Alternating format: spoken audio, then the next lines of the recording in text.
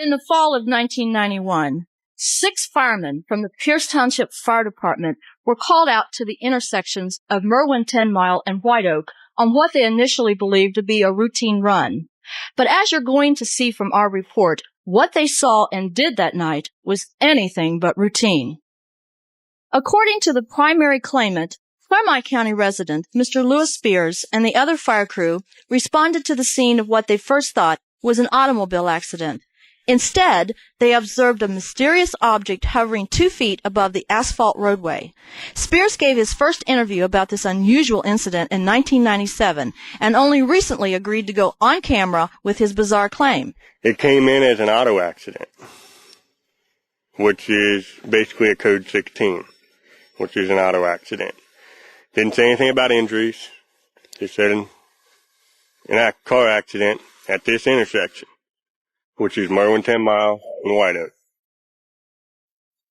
And what we rolled upon was this pickup truck and this object that was sitting in the side of this thing.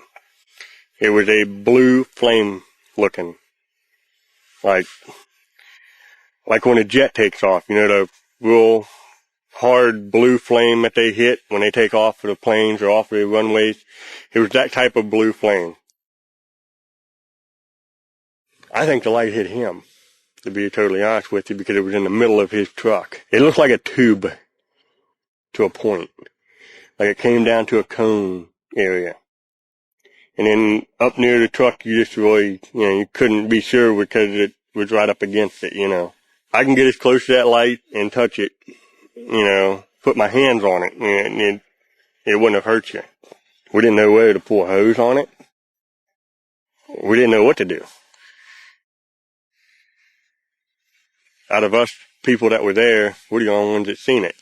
And nobody else can even experience the feeling that or what we even saw. It vanished.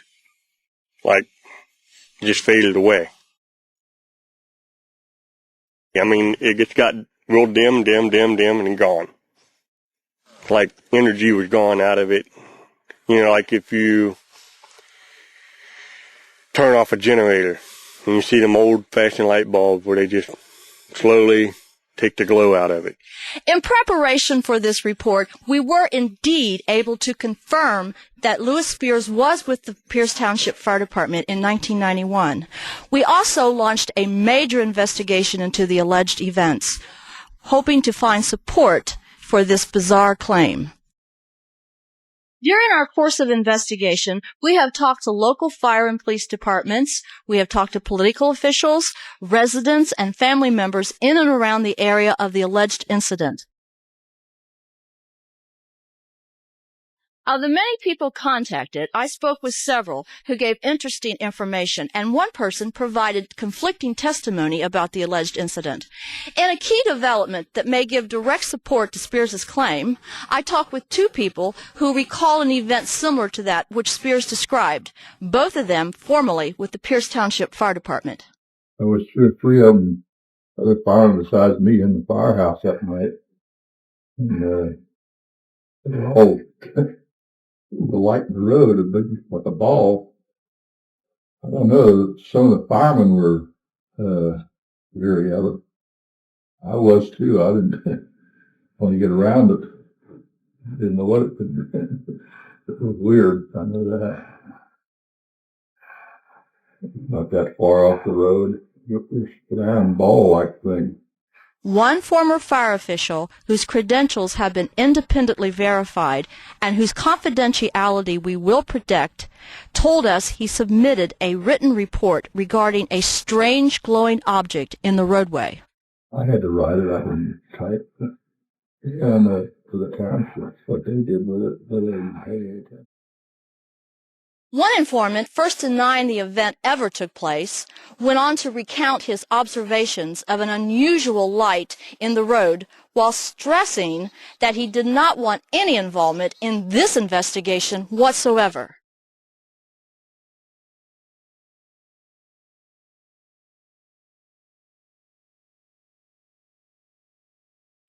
And the story does not end there, and almost takes on a conspiratorial edge when Spears suggests that he was summoned back to the firehouse the following day to be debriefed about the incident by 3 strangers. Okay, we got a call to be at the office here for a meeting. So that's what we thought. It was, a simple bitch session, like we did something wrong, or somebody didn't do this, or somebody didn't fill up the fire truck the night before. And when we showed up, it was just the men that were there that night. And there were 3 gentlemen dressed plain clothes, nothing out of the ordinary. It didn't look like government officials. And their words were very intimidating and to the point of, you didn't see nothing, it didn't happen, don't talk about it. And that's basically how long that meeting lasted. And we were dismissed. I mean, it never happened, didn't see nothing, don't talk about it. They did not dress up like that movie Men in Black and, have on special glasses that made you forget about something, because you don't forget about it. It's going to be right there, locked in your memory. Despite our investigative efforts, we could find no documentation to confirm that any such event had taken place. Spears makes the claim that the incident report resulting from this event was either tampered with or removed from the files. I think they were taken. I think anything that we had was gone because they were no longer there. Because, at that point, it just seemed like everything had changed here at this place. The intimidation that I felt was that, I can't trust anybody. Who are these guys in the first place? I had thousands of thoughts going through my head. Who were these men? They didn't identify themselves. They didn't say who they were or where they were from.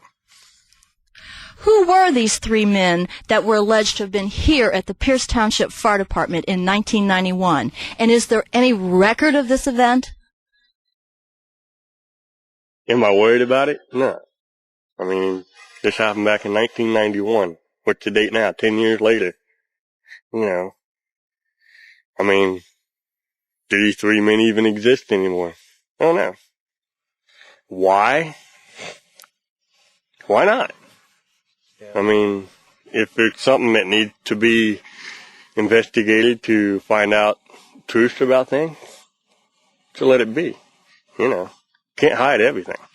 While investigating this claim, it is wise not to ignore the possibility that those hard-to-find witnesses to the incident may not want to talk to us about the encounter on or off the record, due in part to the alleged debriefing by the 3 intimidating strangers that came to the fire department. But one thing we do know, Louis Spears has gone on record with a very strange event that defies conventional explanation. This is Donnie Blessing reporting from Pierce Township in Clermont County, Ohio. Sounds like something out of a movie. UFO encounters here on Earth. But that's exactly what firefighters are now training for. Only on ABC 15, Christopher Stein shows us the disaster guide you'll be talking about. Sightings like the Phoenix Lights have generated questions and made believers out of skeptics. And this 600-page guide may lend credibility to UFOs. It's the Fire Officer's Guide to Disaster Control and said to be found in firehouses across the U.S. The book covers everything from fires to floods, but it's Chapter 13 that takes an unusual twist in firefighting techniques titled Enemy Attack and UFO Potential. It would not be remiss to give some thought to the part that fire departments might play in the event of the unexpected arrival of UFOs in their communities. The book, written by 2 retired firefighters, addresses what first responders could encounter. You may have engine trouble upon approaching the scene, and radio contact could be lost with your dispatcher. If at night your headlight could go out, the city could be blacked out, and your portable generators may malfunction. No, this took me by surprise. Believers like Jim Mann see the book as an opportunity. This is a real phenomena that we should deal with. We should deal with seriously. So, is it for training purposes, or is it enough to warrant a UFO education red alert? This is something that could really happen in our lifetime.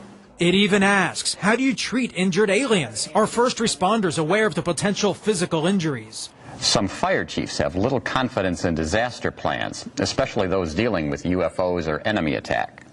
We contacted several fire agencies regarding this book, and some even called us. However, not one admitted to using it for training, although some are aware it exists. Yeah, you know what, Chris? It just shows you that serious professional people are starting to take this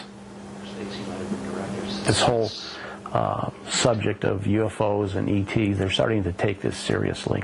Jim Mann investigates sightings and encounters for the mutual UFO network known as MUFON. This is a real threat to this planet. MUFON has its own investigative guide seen here publicly for the first time. And I don't think we're crackpots. I think that we're just people that want to be aware of what's going on. We don't know where we came from. We don't know where we're going.